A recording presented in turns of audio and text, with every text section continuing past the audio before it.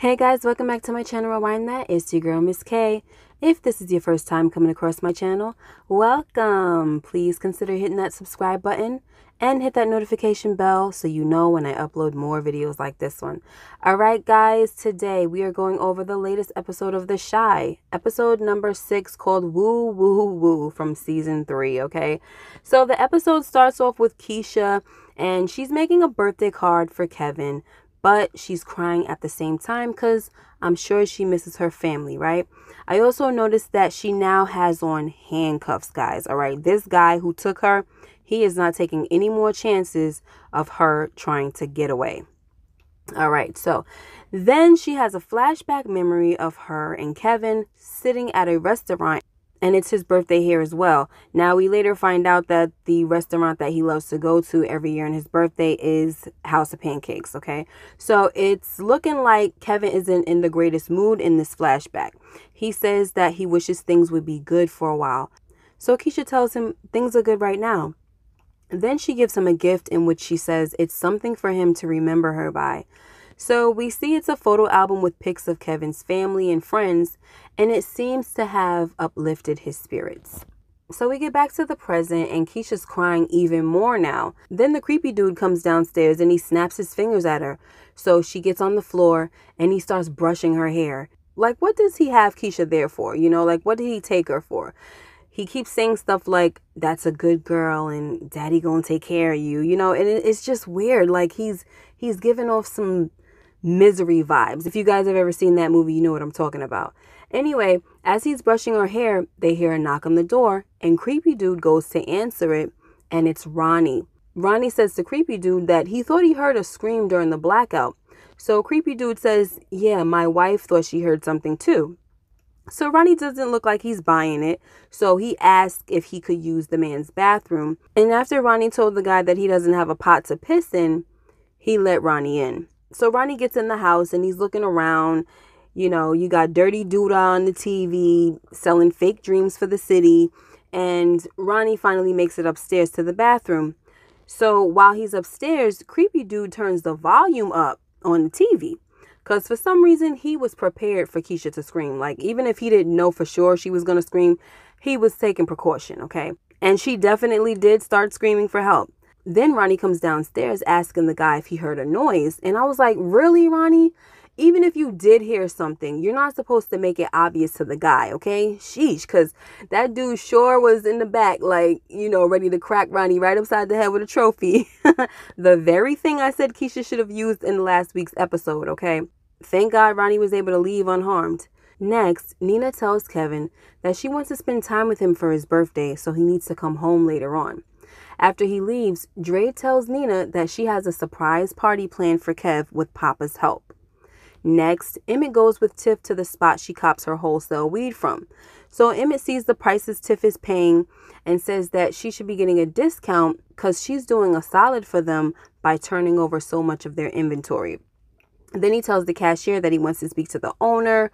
So the security guard starts hemming Emmett up, okay, right away, and was ready to escort him right the heck up out of there. But surprise, Brandon's cousin comes to the rescue. He comes out and he stops the guard from throwing Emmett out. And I was really wondering if we were ever going to see him again, because it almost seems like anybody that was like affiliated with Brandon, like close family or friends, we just don't see them no more. Obviously, the mom, she went about her business. Jerica, they never mentioned her anymore. And then the cousin, we saw him at the funeral, and that was that. Now, I've always liked Brandon's cousin, Hannibal, and I liked his personality. I liked his character. Anyway, Hannibal tells Emmett that he owns the place, which should be good news for Tiffany. Next, Kev is at a skating rink with Gemma, and there's like this whole Cascades vibe going on. So Gemma wants to invite some of her friends, and Kev tells her that it's cool. Then she goes off to skate because Kev tells her that he has to use the bathroom. But then he texts one of his friends, most likely it was Jake, and he asks where he was because Gemma invited her weird friends. Next, Creep Squad goes downstairs to, I guess, punish Keisha for screaming for help, right? He says, why you want to get daddy into trouble? Now, I had to look up this character's name because I was getting tired of calling him like creepy dude, okay? So his name is Omari, and he starts telling Keisha a story about his first crush named Sophia Boyden. He tells Keisha that she reminded him of Sophia, especially when it came to her hair. Anyway, we find out that Sophia rejected him when he asked her out, but became a whore for everybody else. He says he couldn't save Sophia, but he can save Keisha. But while he's saying all this, he's cutting Keisha's hair, guys, okay? Like a real freaking psycho. So clearly his obsession with Keisha stems from the rejection and humiliation he was subjected to as a young man. It definitely sounds like some psychological damage going on, mixed with some psychiatric damage as well. Next, Jake goes over to Trigg's house because Trigg wanted to ask him about the stash Reggie left. Jake says Reg ain't have no stash. He lied. He was always broke. Then Jake tells Trigg he needs to catch up with Kev because it's his birthday and they're throwing him a surprise party. He tells Trigg that him and Gemma are supposed to stay with Kev until the party. So Trigg says, "You like his girl?" And Jake says, "Heck no, I can't stand that girl." So Trigg was like, that usually means you like her. So this was a fair point that Trigg made, okay? And this has also crossed my mind as well. I've seen this in real life, guys. Real situations of people acting like they can't stand each other, but next thing you know, they messing around. But I do hope that that's not going to be the case for Gemma and Jake. Anyway, Trigg sees Douda's mother on TV and tells Jake to turn it up. So we hear Otis Perry's own mother telling people that he's never cared about anybody but himself. He's doing this to gain power and money. Then she went on to say that her own son ain't ish, okay, guys? And if a politician's own mother speaks against him, it's best to run the other way and don't cast a vote for him, because she wasn't speaking nothing but the truth. Then she said, "You can't pick your children, but you can pick your mayor." And ain't that a slogan? So Douda is watching this on TV too, along with Rose, and she says, "I hate that bee." And Douda was like, "Careful now, she's still my mother." So she's going on and on about how he has to make a strong statement, while Douda is saying that they should stay quiet. But Rose does not agree, and she tells him that his brand is not about being quiet. So, Douda turns the psycho on real quick and tells her to shut up. Then he tells her in a calm voice that they're not going to respond because his mother is crazy and she always has been. But to me, she ain't seem crazy on TV. Anyway, next we see that Emmett was able to get a deal with Hannibal for Tiffany. But at first, Hannibal didn't want to because he didn't want to take the chance on Tiffany becoming his competition. But Emmett told him that it's not like that. So Hannibal decided to make the deal. Next, Ronnie picks up his grandmother to take her out. And Miss Ethel was looking so nice, guys. Now, this was a short scene, but she looked so pretty, so I had to mention it. Plus, it's going to make sense for later on anyway. Next, Papa and Maisha are trying to get to Nina and Dre's house for the party. They already picked up the cake, which had Kevin's name spelled all wrong, like who doesn't know how to spell Kevin? Then as they were walking, Papa drops the cake because he tried to hold Maisha's hand. Anyway, before that, Papa told Maisha that he's been having a lot of questions about God lately, and there's a lot he doesn't understand about God. So we'll see where this goes, right? Because I think we might hear some more about this from Papa maybe later on in the season. Next, Emmett and Tiff drop off some weed to her client that's undergoing chemo. But the woman doesn't have any money to pay for it, so she gives Tiffany a psychic reading in exchange for the weed. So the cards reveal that their love is strong, but there is danger on the horizon and their love will be tested. Of course, Tiff wasn't happy to hear this and started hitting on Emmett for something he may or may not do in the future. I thought the scene was pretty interesting, guys. A psychic reading was the last thing I saw coming.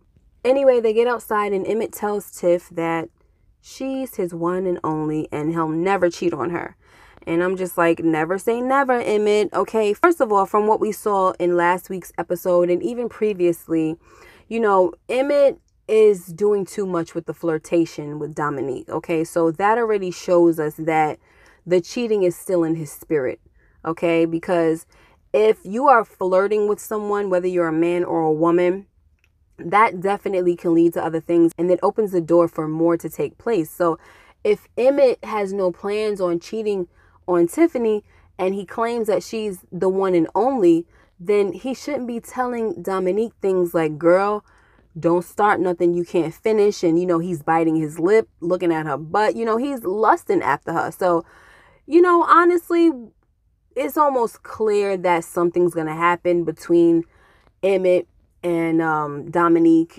I was hoping that it wouldn't, but I think they already spoiled that for us and showed us some type of scene in the trailer with them, you know, getting it on or kissing or doing something. So that's pretty messed up because I am rooting for Emmett and Tiffany. But this guy, Emmett, he got that dog spirit down in his soul. So, you know, he need a purge before he can go on promising somebody that they're his one and only and he'll never cheat. Anyway, next, Trigg and Jake are shooting hoops and Jake asks Trigg why he left them. So Trigg tells Jake that he wasn't a man yet and Jake says, so while you was trying to be a man, we was left in the house without one. And that don't make no sense. And Trigg says, look, I'm trying to do the best I can. Do you want me to turn back the hands of time? I can't go back and make things perfect. So Jake tells him, no, just stop trying to be the black Superman. So Trigg asks Jake if he was mad at him. And Jake says, I have the right to be. So Trigg sees that Jake has his fist balled up. So he asks him, do you want to hit me? Go ahead. Then he starts pushing Jake while still saying, go ahead, hit me. So Jake swings on him. Then Trigg says, that was a good one. I may not be your Superman, but I'm not going to be your punching bag neither. Are we good? And Jake just nods. And that was that, guys. So another thing is we did notice that there was a car parked up. Somebody is watching them, okay? And I was wondering who it was, but they did reveal it later on in the episode. Next, Rose sits down with Opal, Douda's mother, and we see that this woman can be bought, okay? Because Rose paid her a few racks to stop talking to the press. She also signed a document. But then she said something that was interesting to me. She said that Camille was a cold-hearted bee that would do anything to get what she wants. And I was like, wow, that is something to take into consideration. And I wonder if those words will come back to mean anything later on down the line. Anyway, Douda comes in just in time to hear what his mother said. On top of that, he was pissed with Rose because he told her to leave the whole thing alone. Next, Ronnie takes Miss Ethel to her old jazz club, but they find out that it's been turned to Chocolate City, okay? And Sway was in the house too. I'm like, dang, this dude is a masseuse who gives happy endings and a stripper. Anyway, Sway starts dancing on Miss Ethel and she talking about some, ooh, show me what you're working with, baby. Miss Ethel wasn't playing around. Also, I didn't know that Miss Ethel owned a nightclub. That was pretty cool. I don't think they ever mentioned that in other seasons. If they did, I missed it, but it was cool to know. Next, Kev and Gemma are at the Waffle House and Gemma confessed that she was the reason her friends knew about Keisha being missing. So Kev was like, why would you do that? And Gemma says that she didn't mean to. She told her mom because she wanted to get some advice on how to help Kev deal with the situation. And her mom told Tripp's mom, and that's how it got out. So Kevin lashes out at Gemma and tells her that she can't make the situation better by buying him stuff. Anyway, he tells her that he doesn't want to talk about it, then leaves.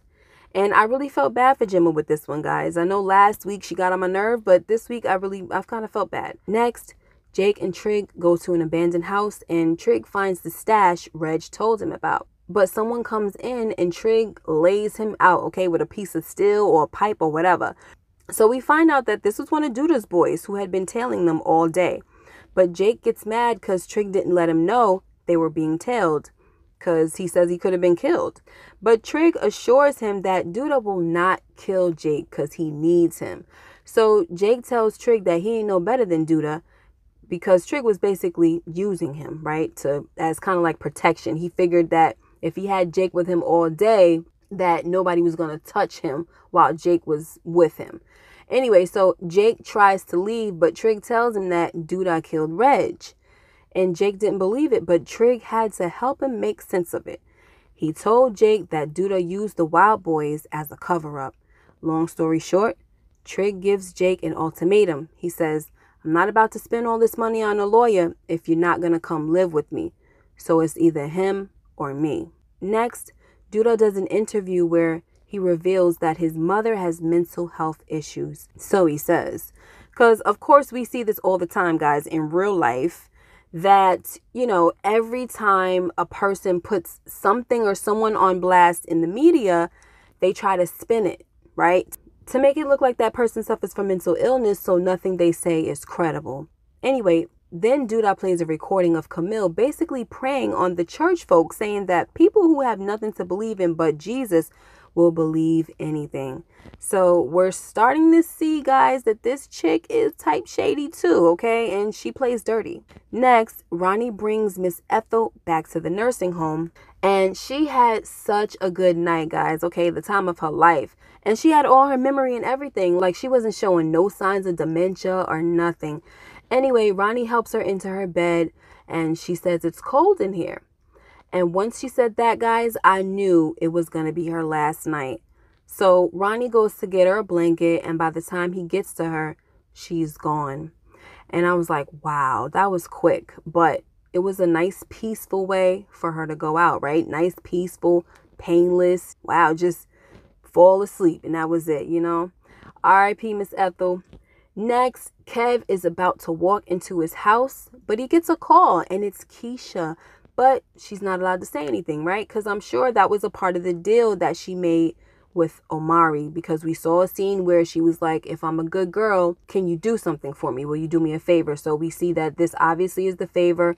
And clearly he said, you better not say a daggone thing. All right. So, you know, she's just listening to her brother's voice, and Kevin hangs up because nobody's there, obviously. And that was pretty much that. But anyway, after Kevin hangs up, he goes inside to his surprise. And it looked like it really cheered him up, okay? He was happy to be with his friends and his family. And when his mom told him to make a wish on that stack of pancakes, of course, we know what his wish was, all right? I'm sure it was all about his sister's safe return home. All right, guys, that was the episode. We also did see that Gemma is texting him before he got in the door, like, I'm sorry I hurt you and things like that. And he's just straight ignoring her. So I really hope that he forgives her. You know what I mean? Like, come on, baby. She ain't mean nothing by it. All right. She's just trying to help. You could really see that Gemma likes him. Another thing that I almost forgot to mention was the fact that Omari was also in a few scenes. This guy has actually been throughout this freaking episode, okay? Emmett done handed him a flyer in one of the episodes. In another scene, we saw him at the pizza shop. After Kevin knocked the dude out, he was the one that was like, stay up, brother. And, you know, I was saying there was something weird about that scene. I just didn't have a good feeling about that scene. But what I was saying was that maybe those boys was going to come back blasting or something like that. And maybe Kevin or one of his friends would get hurt. But I just felt like there was something about that scene that was not going to be over. You know, I felt like that scene was going to come back to us. And so far it's looking like I was wrong about the boys, but at Omari, he was the one in that scene that was like, stay up, young brother, or whatever he said. And that was what was so peculiar to me about that scene. All right. Well, that's all for today, folks. Make sure you like, comment, and subscribe if you haven't already. Hit that notification bell so you know when I upload more videos like this one. Also, I'd like to apologize if you guys heard some static throughout this video. I had to record in an area that wasn't suitable for my situation, but I had to make it work. So hopefully you guys weren't too troubled by it. Thanks so much again. Thank you to my new subscribers. Thank you to my old ones. I really, really enjoy the comments that you guys leave, and I can't wait to read what you guys have for this episode as well. I will see you guys in the next video. Be blessed. Take care. Bye-bye.